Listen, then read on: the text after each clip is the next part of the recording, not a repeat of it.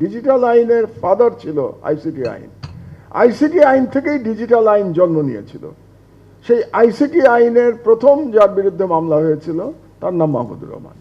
সেই আইসিটি আইন যে পত্রিকার বিরুদ্ধে প্রথম মামলা হয়েছিল সেই পত্রিকার নাম আমার দেশ। কারণ ১,৫০০ দিনের উপরে আমি জেলে ছিলাম, ৩৯ দিনের উপরে রিমান্ডে ছিলাম, আয়নাঘরে ছিলাম, এবং মামলার সংখ্যা, এখানে একজন পত্রিকার সম্পাদক বললেন যে তাদের পত্রিকার বিরুদ্ধে মামলার সংখ্যা নাকি ৪৯টা, আমার বিরুদ্ধে মামলার সংখ্যা ১২৪টা। তো কাজেই এগুলো বর্ণনা করলে সময় শেষ হয়ে যাবে, আমি এই বর্ণনার মধ্যে যাব না। শুধু দুই একটি প্রাসঙ্গিক ঘটনা বলা দরকার পরিস্থিতি বর্ণনার জন্য। মিডিয়ার বিরুদ্ধে প্রথম আক্রমণ শুরু হয়েছিল আমার দেশ দিয়ে, এবং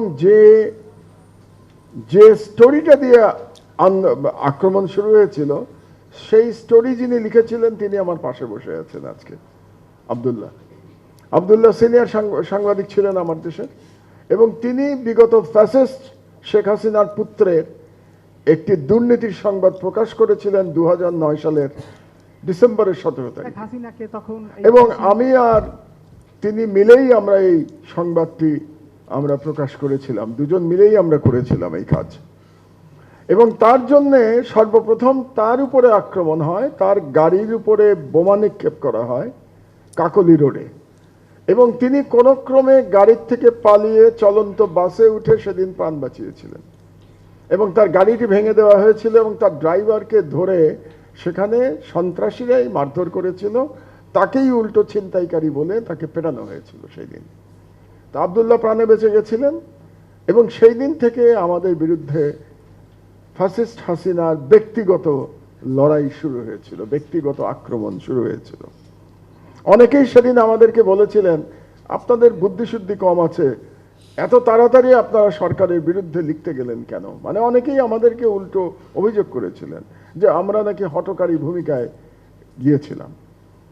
আরেকটি বলে দিই আপনাদেরকে, আপনারা ডিজিটাল আইনের কথা বলেন, আইসিটি আইনের কথা ভুলে যান। ডিজিটাল আইনের ফাদার ছিল আইসিটি আইন। আইসিটি আইন থেকেই ডিজিটাল আইন জন্ম নিয়েছিল। সেই আইসিটি আইনের প্রথম যার বিরুদ্ধে মামলা হয়েছিল তার নাম মাহমুদুর রহমান। সেই আইসিটি আইন যে পত্রিকার বিরুদ্ধে প্রথম মামলা হয়েছিল সেই পত্রিকার নাম আমার দেশ, এবং সেই মামলা এখনো চলছে, এবং সেই মামলা আজ পর্যন্ত সরকার উইথড্র করে নাই, কারণ সরকারই ওই মামলার বাদী। গতকাল হাসনাত আব্দুল্লাহর উপরে আক্রমণ হয়েছে। হাসনাত আব্দুল্লাহ আমাদের এই বিপ্লবের নেতৃত্ব যারা দিয়েছে তরুণরা তাদের মধ্যে একজন, এবং হাসনাত আব্দুল্লাহর উপরে যেভাবে আক্রমণ গতকাল হয়েছে সেই একই প্রকৃতির আক্রমণ আমার বিরুদ্ধে ২০১৮ সালে কুষ্টিয়ার আদালতে হয়েছিল। আমারটা আরো বড় আকারে হয়েছিল, সেটা আপনারা সবাই জানেন। আমি নিজের সম্পর্কে খুব বেশি কথা বলতে পছন্দ করি না, আমি ব্যক্তিগত বিষয় নিয়ে আলোচনা করি না বললেই চলে। তো হাসনাত আব্দুল্লাহর উপরে যারা আক্রমণ করেছে, যে ফ্যাসিস্টরা আক্রমণ করেছে, সে একই ফ্যাসিস্টরা কিন্তু ২০১৮ সালে আমার বিরুদ্ধে আদালত চত্বরে আক্রমণ করেছে। সেদিন আমি প্রাণে বেঁচে গিয়েছিলাম। তো হাসনাত আব্দুল্লাহ তিনিও বেঁচে গেছেন গতকাল। তার মানে বোঝা যাচ্ছে যে ফ্যাসিস্ট শক্তি এখনো বাংলাদেশে আছে। তো এই ব্যর্থতা কাদের সেটা নিয়ে আমি একটু পরে আলোচনা করব। তার আগে আমি দু একটি কথা বলে নিই, খুবই প্রাসঙ্গিক, খুব লম্বা করব না আমার বক্তৃতা। যে সেদিন যে আক্রমণ হয়েছিল আমার উপরে ২০১৮ সালে, সেই আক্রমণের প্রধান নির্দেশদাতা কে ছিলেন? তিনি ছিলেন স্বয়ং শেখ হাসিনা। এবং কেন আমি বলছি, কিভাবে বলছি তার প্রমাণটা একটু দিয়ে নিই আপনাদেরকে। যখন আমার উপরে আক্রমণ হচ্ছিল সেদিনও ঘটনাচক্রে আব্দুল্লাহ আমার সঙ্গে ছিলেন।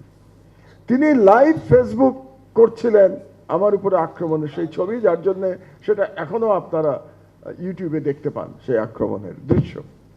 এবং আক্রমণ চলাকালীন তখন বিএনপি অফিসে, বিএনপির যে চেয়ারপারসনের অফিস গুলশানে, সেখানে সম্ভবত একটি তাদের দলীয় সভা চলছিল, এবং সভায় সভাপতিত্ব করছিলেন দলটির মহাসচিব মির্জা ফখরুল আলমগীর। তো তাকে বলা হলো যে মাহমুদুর রহমানের জীবন বিপন্ন, আপনি একটু সরকারের সাথে কথা বলে দেখেন যে তাকে অন্তত বাঁচানো যায় কিনা। তিনি তৎকালীন সেই ফ্যাসিস্ট সরকারের স্বরাষ্ট্রমন্ত্রী আসাদুজ্জামান কামালকে ফোন করেছিলেন। ফোন করে তিনি যখন বললেন যে মাহমুদুর রহমানকে কি আপনারা মেরে ফেলবেন আজকে, তাকে তো বাঁচাতে হবে, আসাদুজ্জামান কামালের জবাব ছিল, এখানে আমার কিছু করার নেই, এটা উপরের নির্দেশ। তার মানে হচ্ছে আসাদুজ্জামান কামাল, যিনি ফ্যাসিস্ট সরকারের মন্ত্রী ছিলেন, তিনি স্বীকার করে দিচ্ছেন যে আমার উপরে আক্রমণের নির্দেশদাতা ছিল স্বয়ং শেখ হাসিনা, কাজেই সেখানে আসাদুজ্জামান কামালের কিছু করার নাই।